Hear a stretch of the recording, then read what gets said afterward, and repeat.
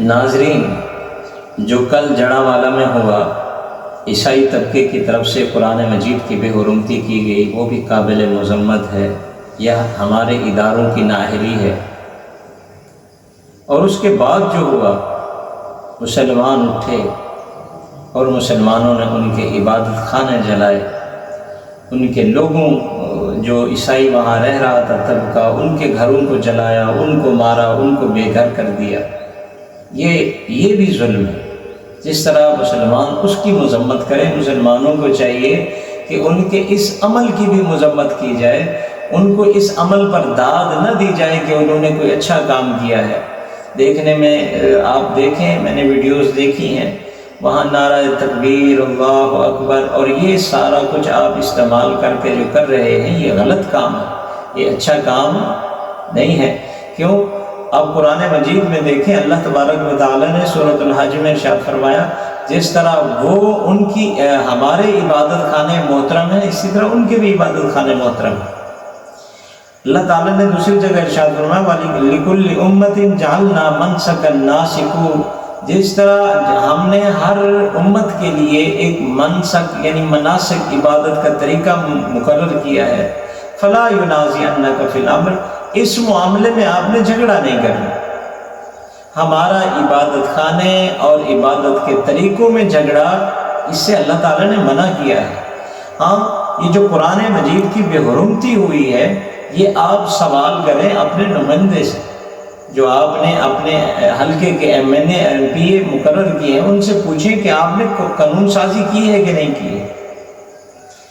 اگر قانون سازی نہیں ہوئی، اسی وجہ سے آپ نالاں ہیں کہ قرآن مجید کی بے حرمتی ہوئی ہے، تو آپ یہ بتائیں کہ آپ ہم میں سے پاکستانی جتنے بھی ہیں، کیا ہم نے قرآن مجید کی بے حرمتی نہیں کی ہے؟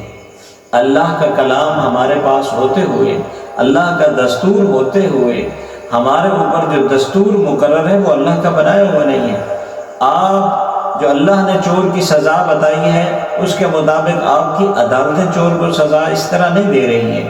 جو قاتل کی سزا اللہ تعالیٰ نے بتائی ہے، وہ قاتل کو سزا نہیں مل رہی ہے۔ اسی طرح جتنے بھی قوانین ہیں، آپ ان کی بھی تو بے حرمتی کر رہے ہیں۔ جب آپ یہ کر رہے ہیں تو آپ یہ کہیں کہ آپ صرف قرآن مجید کو چوم کر سینے سے لگا لیں اور کسی کو ہاتھ نہ لگانے دیں، تو آپ نے قرآن مجید کا حق ادا کر دیا۔ آپ نے چرچ جلائے، آپ نے حق ادا کر دیا۔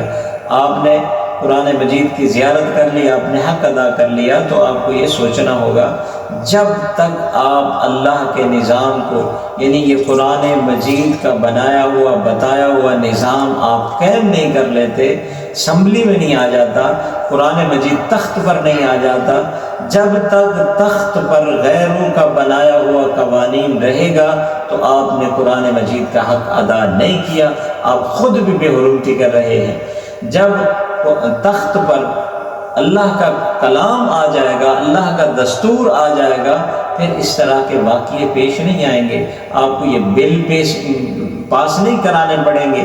کبھی آپ نہیں نظر آئیں گے کہ صحابہ کی حرمت کے لیے بل پاس ہو جائے، قرآن مجید کی عظمت حرمت کے لیے بل پاس ہو جائے، سود کے خاتمے کے لیے بل پاس ہو جائے۔